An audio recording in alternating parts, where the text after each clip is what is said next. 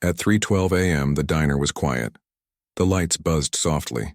The streets outside were empty, washed in a pale yellow glow from the old street lamps. Alara wiped the counter slowly, her hands moving on their own. She had worked the night shift here for over a year. Nothing ever happened, until tonight. The storm came without clouds. 1 second the sky was clear. The next, lightning cracked across it like shattered glass. Alara looked up, her hand stopping mid-wipe. There was no sound, just light, silent, white, blinding light. Then it was gone. She stepped to the window and pressed her palm to the cold glass. The city beyond the hills was dark.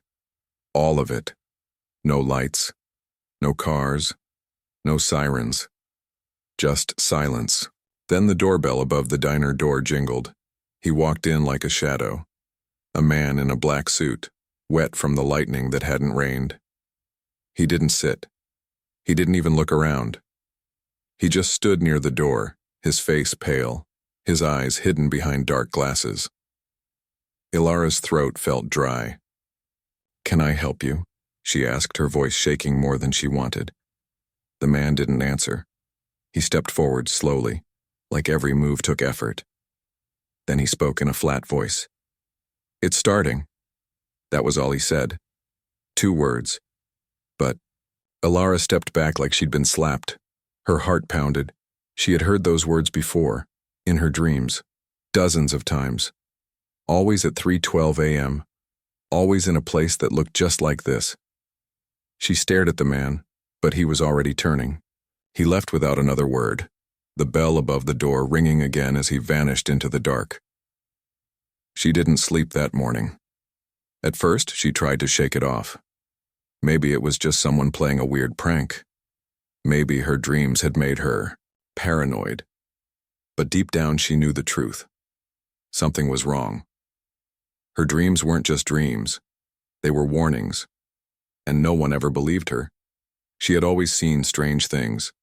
Stars blinking in patterns, people in the background of her dreams whispering things she couldn't understand, buildings she had never been to collapsing in fire. Then later, she'd see those buildings on the news. A car crash she saw 2 weeks before it happened. A name spoken in a dream that later appeared in an obituary she never told anyone. Who would believe her? She had no proof. Just feelings. Just fear. That night when her shift ended, she didn't go home. She sat on the diner rooftop watching the sky.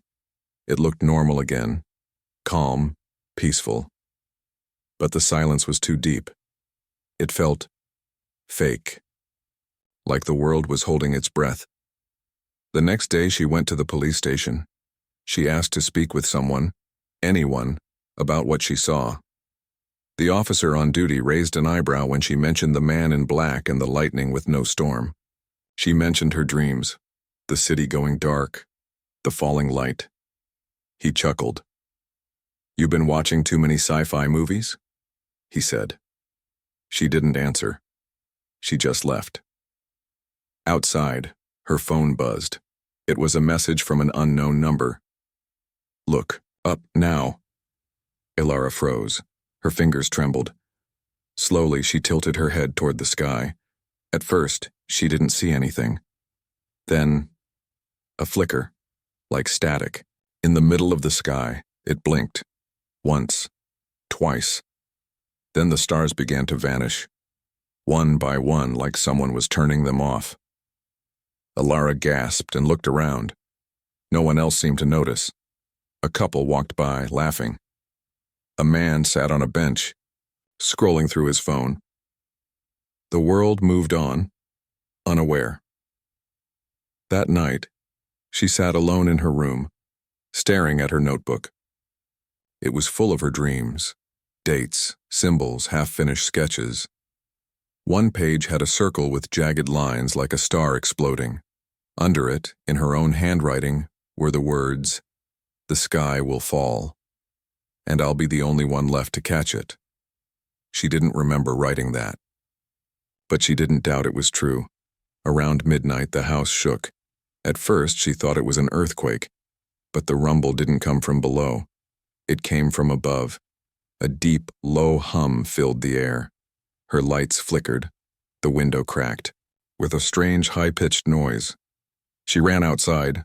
A ball of fire moved across the sky, but it wasn't falling. It was steering, moving too smoothly, too controlled. It flew overhead with a deafening roar, then crashed behind the hills. Her hands covered her mouth. Her knees felt weak. It wasn't a meteor. It was something else. Behind her, every streetlight flickered out. Her phone died in her pocket. A wave of silence swept across her neighborhood. Dogs barked. Alarms wailed for a few seconds. Then nothing. She knew what she had to do. The dreams were never just dreams. The man in black wasn't human. The falling object wasn't from Earth. And something inside her, something she never understood, was connected to all of it. She was just a waitress. But maybe, just maybe, she was also Earth's last hope. The cornfield was on the edge of town, just beyond the hills. No one went there at night. It was too quiet, too still. But tonight a glow lit the sky like fire. Orange, red, then blue. A strange blue that didn't look real, like a color that didn't belong on Earth. Ilara stood in the dark, her jacket zipped tight against the cold wind. She had followed the light. Her legs moved before she could even think. Something inside her told her where to go. She crossed the empty roads, climbed the old fence, and stepped into the cornfield. The plants were crushed flat in a wide circle. At the center was a ship. It wasn't big like in movies. It was silver and smooth, shaped like a drop of water. The surface shined, but there were no lights, no windows. It looked broken. Steam rose from the sides, hissing softly. One side was cracked open, like a wound. Ilara felt her heart pounding. Her whole body shook. But she didn't run. She stepped closer. Behind her, headlights appeared. A black car rolled up, slow and silent. Men in military uniforms stepped out. They wore masks. One of them raised a gun. "Step away," he shouted. She didn't move. The ship suddenly glowed. A low hum came from deep inside it. Lights danced across its skin. Then something strange happened. The crack opened wider, and a soft white light spilled out. Not just light. A path. The ship was inviting someone, and the soldiers aimed their guns. Back away. But the ship didn't react to them. It reacted to her. Ilara took a breath, then walked forward. The moment her foot touched the light, everything around her disappeared. The cornfield, the soldiers, the night, gone. She was floating in a space that felt endless, yet she could breathe. The air smelled like rain. A voice spoke, not out loud, but in her head. "You are the one. You were always meant to come." She turned. A figure stood in front of her. Tall, thin, glowing faintly. Not human, but not scary. Its face had no mouth. Its eyes were soft. It looked at her like it knew her. "I don't understand," Ilara whispered. The being stepped closer. "My name is Vren. I came to help. But I am too late. The process has already begun." "What process?" she asked. "What's happening?" "Earth is waking up. Something ancient beneath your world is rising. Long ago it was sealed. Now the seal is breaking. You are the key to stop it." Ilara shook her head. "Why me? I'm nobody. You were born with a gift, a piece of something older than time. The ones who built Earth left it behind, in your blood. That's why you see what others cannot." She didn't believe it. She couldn't. But in her heart, she knew the truth. The dreams, the visions, the feeling that something terrible was coming. She wasn't crazy. She wasn't broken. She was chosen. The light around her shifted. A screen appeared. No buttons, just floating images. It showed the Earth from above. A red dot pulsed deep under Antarctica. "That is where it sleeps," Vren said. "A machine built by the first race. It judges every planet it creates. If it finds the world broken, it resets it. Resets? Ilara asked, her voice tight. Destroys everything. Starts again. She stepped back.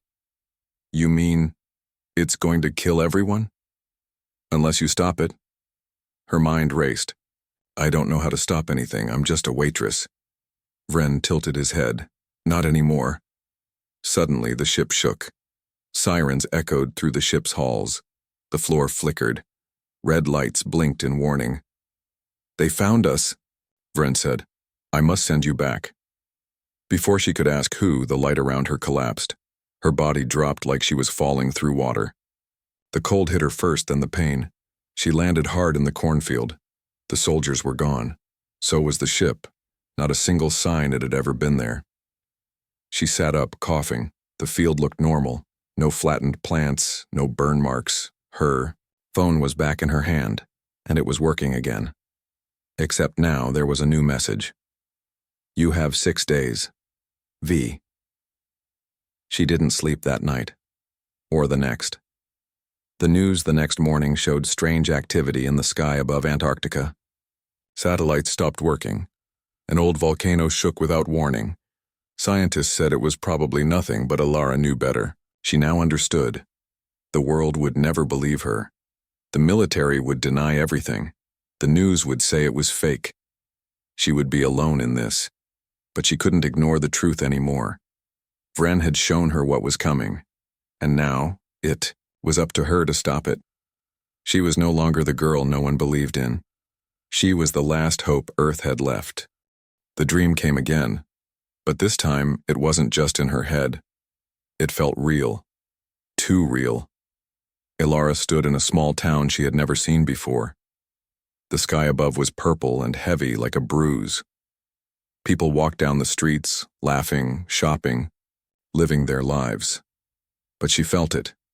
The danger in the air. Something was coming. Then it happened.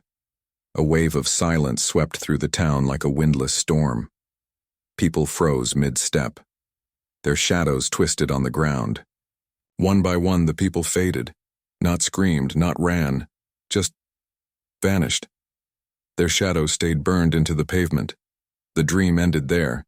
She woke up screaming, her body soaked in sweat. Her nose was bleeding. Again, Ilara sat on her bedroom floor, shaking. She looked around the room like something might be watching her. But it was empty. Quiet. Still. Too still. She grabbed a pen and wrote in her notebook. Another town. More shadows, it's starting. I think I saw the first wave. Later that morning, she turned on the TV. A breaking news alert flashed across the screen. A small town in Oregon had gone completely silent. Phones didn't work. No internet. No power. The news showed blurry images from a passing drone. Empty streets. No people. Just clothes. And shadows on the ground. Exactly like her dream. Ilara dropped the remote. Her chest tightened. Vren's message echoed in her mind. You have 6 days. She checked her phone. A new message had arrived during the night. The first wave has begun. You must come. V attached was a strange symbol and GPS coordinates pointing to a desert hours away. She didn't hesitate. She packed a small bag, water, flashlight, notebook, and left without telling anyone. No one would understand. They'd call her crazy. But she didn't care anymore. The world was changing and she had to follow the path only she could see. The drive through the desert felt endless. The heat shimmered across the road, and the sky felt too big. When she reached the spot from the coordinates, she found nothing but sand and rocks. No ship. No buildings. Just dry wind. She stood alone under the burning sun and whispered, Vren. Then the ground opened beneath her. She dropped into darkness, falling through a tunnel of light. Her screams echoed, but no one heard them. When she landed, she was inside something that looked like a living machine. The walls were smooth and glowing with soft patterns. Strange symbols floated in the air. The air was warm and smelled like metal and rain. Vren appeared. Not physically, but in her mind. You saw the first wave, he said. You were linked to it through the dream path. That is how the machine speaks to you. She stepped forward. What happened to those people? The machine scanned the area. It judged the energy of that place and removed it. Removed. It, she said, her voice cracking, like they were nothing. Not nothing, Vren said, but no longer needed. The machine believes your kind has failed. Ilara's hands clenched into fists. But we didn't fail. We weren't ready. We didn't know. Now you do, he said gently. But time is short. He led her through the glowing halls of the underground ship. She saw strange screens showing Earth from space, marked with red spots. The red was spreading, one in the ocean, another in the mountains, a third under a giant city. Each red mark is a pulse point, Vren explained. The machine is waking slowly. It will send 6 waves. The final wave will end all human life. How? Do we stop it? She asked. Vren paused. You are the key. Your DNA contains the original code, but you are not yet strong enough to access it. We must awaken it.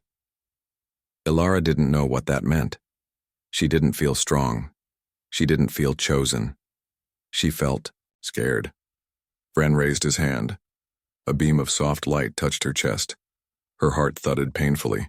Images filled her mind. Stars being born, planets spinning, old machines deep under the surface of the earth. And something else. A face.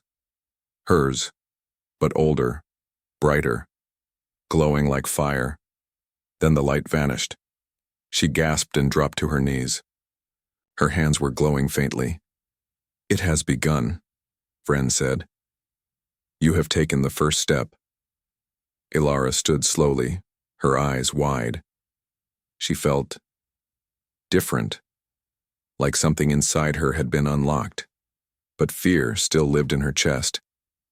If I fail, she whispered, what happens to the world? Vren said nothing. He only looked at her with sadness. She already knew the answer. As she left the ship and returned to the surface, she looked up at the sky.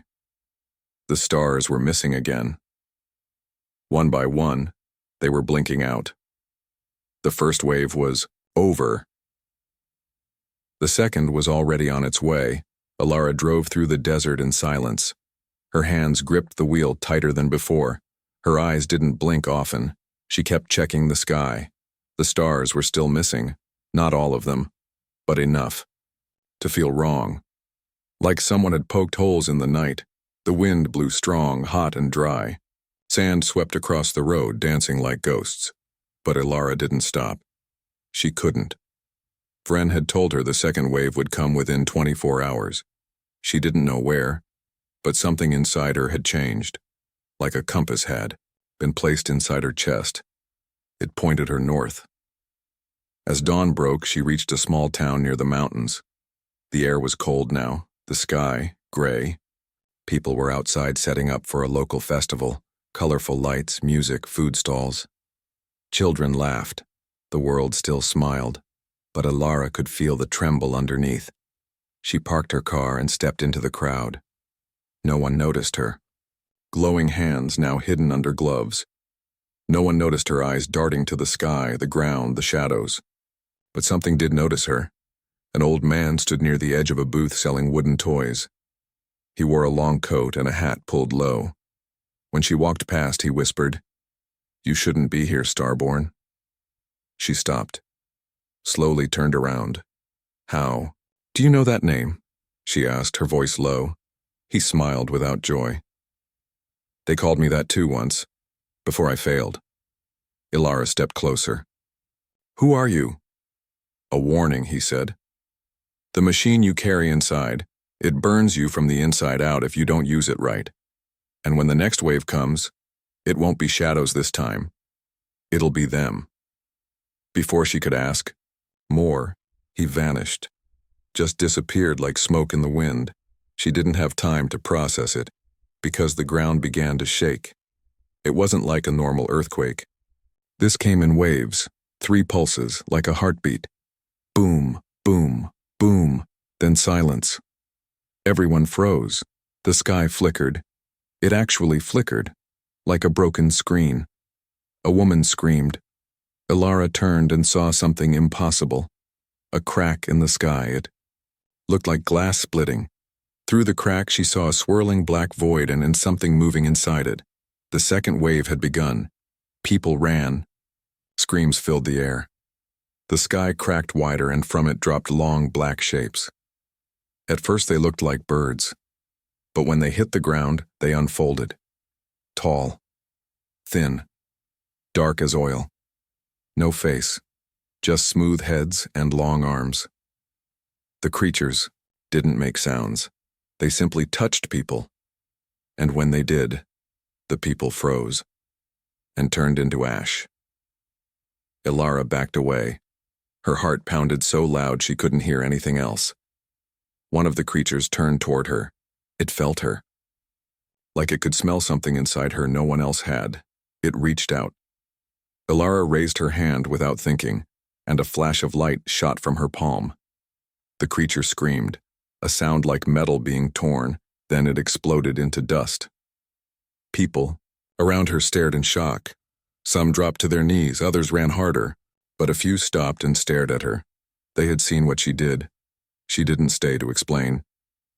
Ilara ran to the church at the center of town, climbed the bell tower, and looked out over the chaos.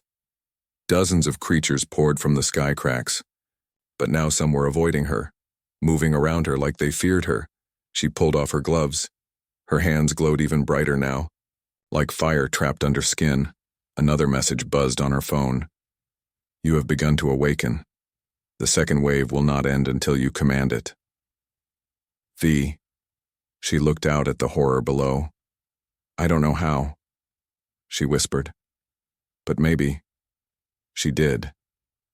She closed her eyes and let the fear wash over her. Then she reached inside herself into that strange new light and spoke without speaking, not in words, in feeling.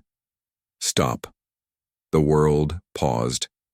The creatures froze. The cracks in the sky pulsed. Then, one by one, the cracks closed. The black shapes screeched and burned into ash. The sky returned to normal. Blue. Still. But the damage was done. Over 100 people were gone. Just gone. Shadows on pavement. The rest stood in silence, staring at her from the streets below. A little boy whispered to his mother, "She saved us." Ilara stepped down from the tower slowly. Her legs felt weak. Her hands still glowed. She passed the crowd, and they parted, for her, not in fear, in awe. She didn't feel like a hero. She felt like a warning, because if this was only the second wave, the next ones would be worse. The machine beneath Earth wasn't just testing her powers, it was testing her soul. And it was far from finished. 3 days remained. That's all Ilara had left before the final wave. The second wave had stopped, but the world was no longer the same. Videos of black creatures and sky cracks had spread before getting deleted. Officials called it hallucinations from gas leaks. The town was sealed off. Survivors were taken. Some never came back. But a few whispered Ilara's name. They called her the light bearer. Ilara didn't want the name. She didn't want any of it. She just wanted to stop the world from ending. Her phone buzzed again. Third pulse rising. Go to coordinates. Look for what was buried. V. The coordinates pointed to the ocean, deep in the South Pacific, near a group of small islands. Ilara stared at the map, unsure. She had never been on a plane, never even left her state. But now she was leaving the world she knew behind. She booked a cargo flight under a fake name and packed light. Her skin still glowed when she was scared. Her dreams were louder, full of static and whispers. She could hear the earth breathing, slow, heavy, like something giant just under the surface. When the plane landed, a storm rolled in. The winds howled like voices. The islanders wouldn't go near the water. The sea has teeth, one woman whispered. Ilara found a fisherman who agreed to take her out before sunrise. He never looked her in the eyes. When they reached the spot, The sea turned calm. Too calm. Like the water was holding its breath, Ilara dove in.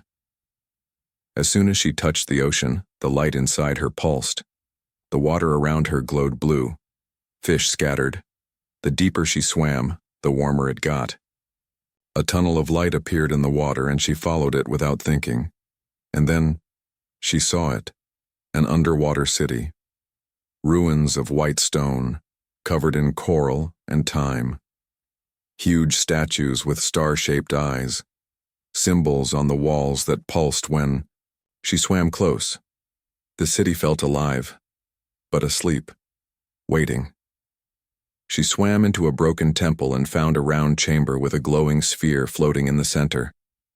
Inside the sphere was something strange. Herself. A perfect image of her, sleeping. Friends, voice filled her mind.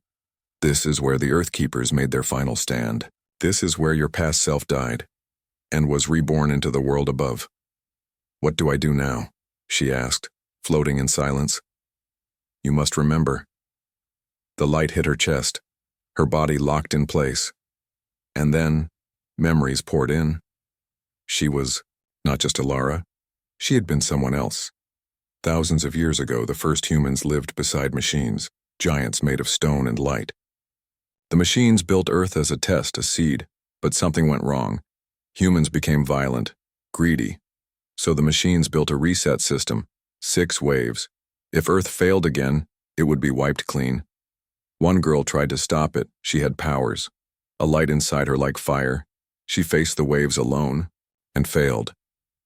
Before dying, she placed her essence into the code of Earth itself, so one day she would return. That day was now. Ilara gasped. Her eyes opened. The sphere vanished. The temple walls cracked. A loud roar echoed through the water, shaking the sea floor. She shot upward, swimming fast as rocks fell from above. She broke the surface just as the sea behind her exploded upward. A massive pillar of black metal rose from the deep, twisting into the clouds. The lost city had awakened. Her boat was gone. The fishermen had fled. She swam to shore, shivering. The wind was screaming now. A new crack opened in the sky. The third wave had arrived. This time, it wasn't creatures. It was machines. Huge metal beings with glowing red cores descended from the sky. One landed in the jungle behind her. Trees bent. The ground split. Its face turned toward her, scanning. She stood still, water dripping from her clothes, heart racing. The machine raised an arm and stopped. It scanned her, then knelt. The machine placed its hand on the ground and released a small sphere. It rolled to her feet. Glowing, Ilara picked it up. Inside was a map, more coordinates, a place underground. The machine whispered with a broken voice, "The key is almost ready." Then it stood, turned, and walked into the forest, ignoring all life around it. Ilara collapsed onto the sand, the sphere tight in her grip. The third wave hadn't come to destroy her. It came to test her, and it had passed her. But she knew the rest of the world wouldn't be so lucky. She had only 2 days left. The machine inside the earth was waking faster. The next wave would not spare anyone. Ilara didn't sleep that night.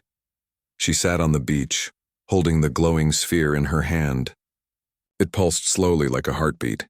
2 days left until the final wave, maybe less. The map inside the sphere pointed to one place, deep under the oldest mountain range on Earth. She had to get there. No more running. No more questions. The world was cracking, and she was the only one the waves listened to. She flew halfway around. The world with the help of a hidden contact Fran arranged. It was a silent flight. No one spoke to her. No one asked questions. But every person on the plane looked scared, like they felt the world slipping away. When the plane landed, the skies were red. Not from sunset, from smoke.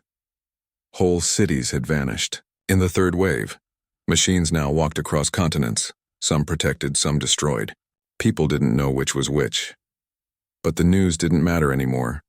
The sky itself was falling apart. When Alara reached the mountains, she felt something pulling her downward, an invisible string connected to her chest. She followed it, climbed high into the fog, higher than she had ever been. The trees here were ancient.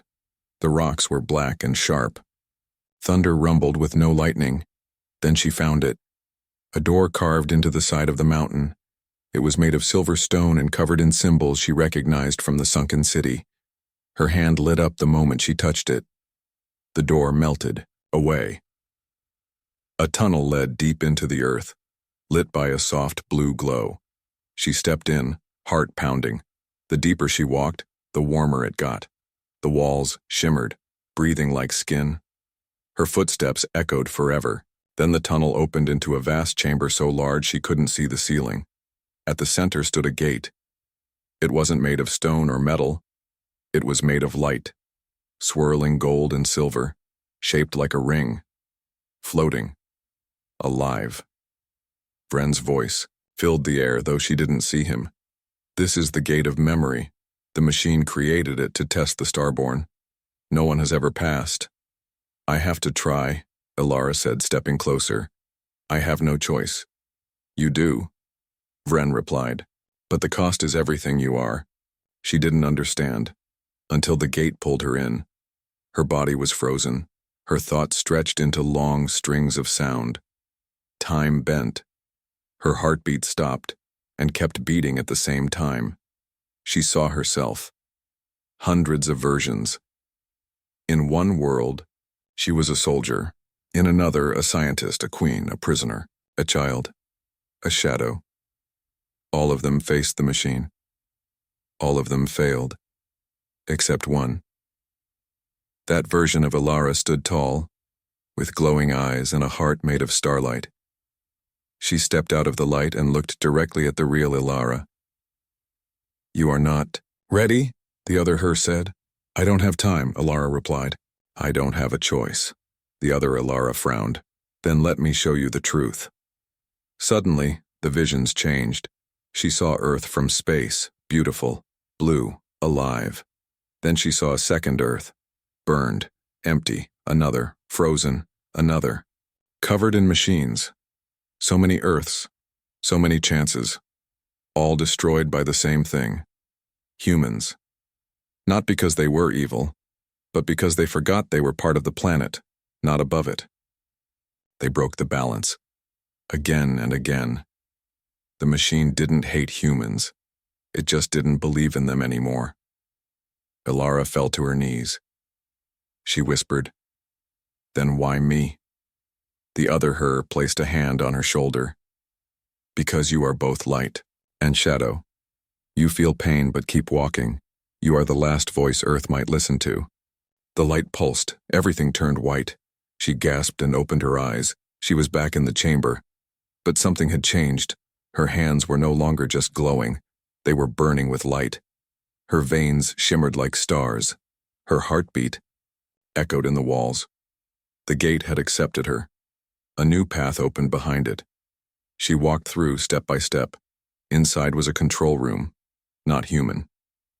The walls were made of energy. Symbols floated mid-air. At the center was a black cube, the heart of the Earth's machine. It pulsed with each wave. One wave remained, and it was already gathering. Vren appeared, this time in front of her. A figure made of dust and light. You are the first to reach this place, he said. You have the power now, but you must make a choice.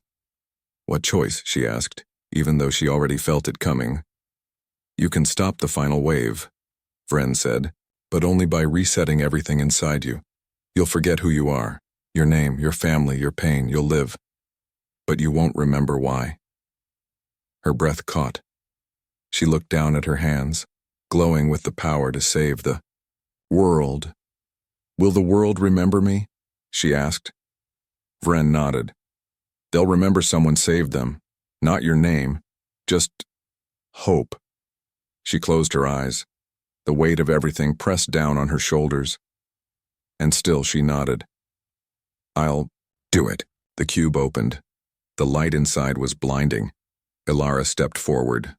1 step, 2, and everything went quiet.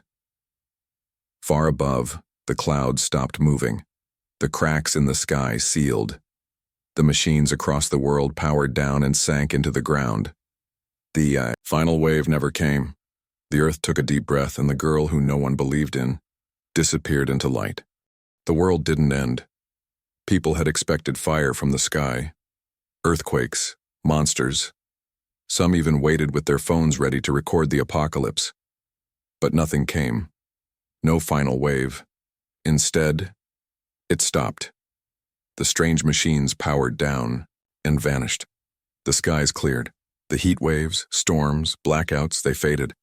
Animals came back to places they had left. Flowers bloomed out of season. The planet somehow felt younger, cleaner, but no one knew why. Scientists gave interviews with nervous smiles. It was a global shift in pressure, they said. Or a rare solar cycle. They didn't really believe it, nobody did. Only the survivors, the ones who saw the sky crack, who ran from the dark creatures, who remembered the burning girl, whispered the truth. A girl saved the world, but no one knew her name. Some said she came from the stars. Others said she was a waitress from a forgotten town. A few said she was the Earth, reborn in human form. They called her the light bearer.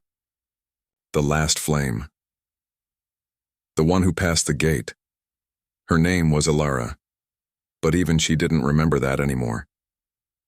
Far away, in a quiet village by the sea, a girl walked barefoot through a garden.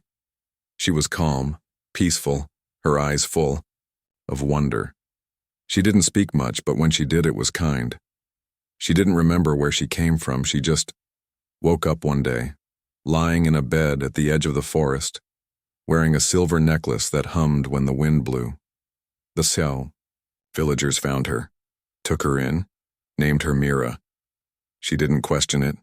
She helped the farmers. She laughed with the children. At night, she looked up at the stars and felt something stirred deep inside her chest. Something warm, something old, like a song she used to know. But she never understood why. And she didn't chase the memory. Somewhere under the earth, hidden, beneath layers of stone and time, the heart of the machine pulsed slowly. Watching. Waiting. Listening. The earth had been saved, but the test wasn't over. It never really ended. It only paused. In another part of the world, a small girl was born with glowing marks on her hands. Her parents hid them in fear. In a crowded city, a boy had dreams of a gate made of light. In a lab, a scientist discovered a signal hidden in radio waves repeating the same soft word, Ilara. The light didn't die with her. It scattered. It seeded. Because Ilara wasn't chosen by fate. She chose to rise. She chose to believe when no one else did. That choice saved everything. Now it lives in those who feel too small, too weak, too broken to matter. It whispers to them, "You are more than they think. The world needs you. Even if no one believes in you, believe in yourself." The last hope of Earth was a girl no one believed in, and that made her unstoppable. You said, Part 7, ChatGPT said, Part 7, the choice, third person, 1,000 words, simple English, paragraph format. Ilara stood in the heart of the machine, surrounded by a light that felt like fire and water at the same time. It didn't burn her, it didn't hurt, it felt familiar. Like home. This was the place where the earth could be reset, healed, or destroyed. Her fingers hovered over the cube's surface. It pulsed, waiting.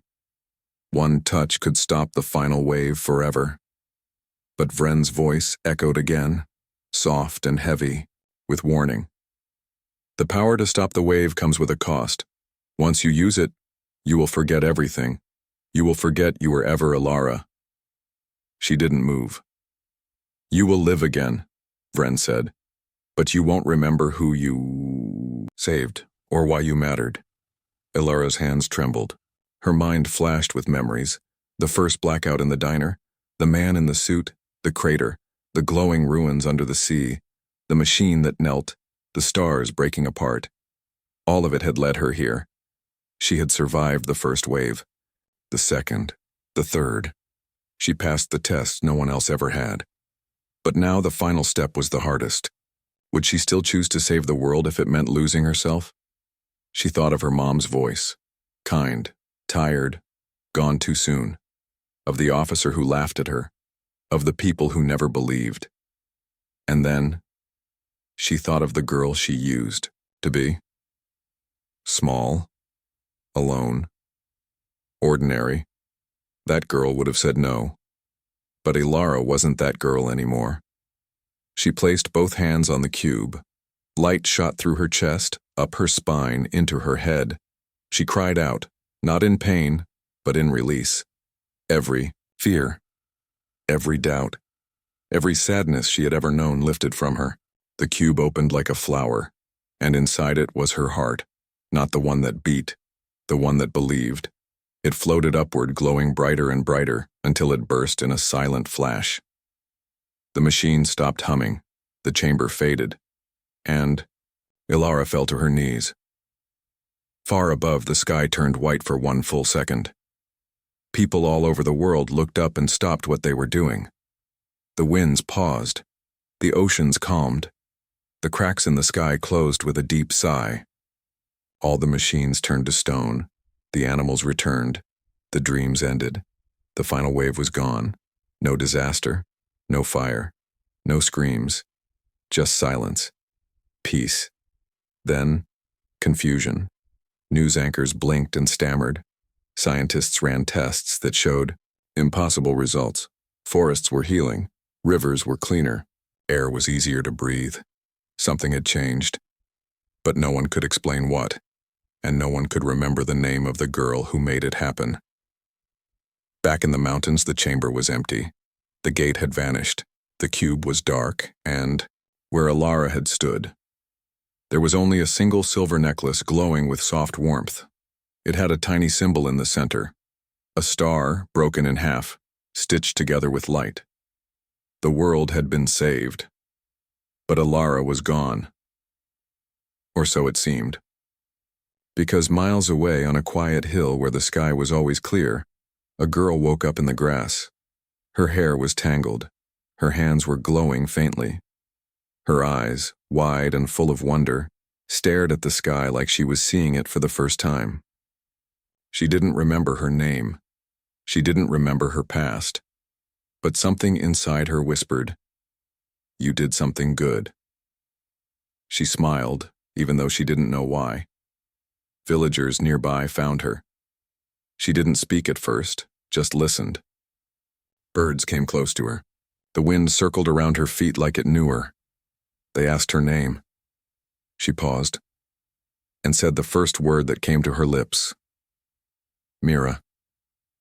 They welcomed her like she'd always belonged. She stayed. She lived simply, quietly. But every night when the stars came out, she looked up and felt something stir deep inside her chest. A warmth. A song. A memory that never fully formed. She never knew what it was. But she knew it was important. And sometimes, she dreamed of a girl made of light, standing before a great gate, choosing to save the world, even if no one would, remember her. Even if she wouldn't remember herself. Ilara was gone. But her choice lived on. In the calm, in the stars, in the girl who forgot her name, but still carried the light.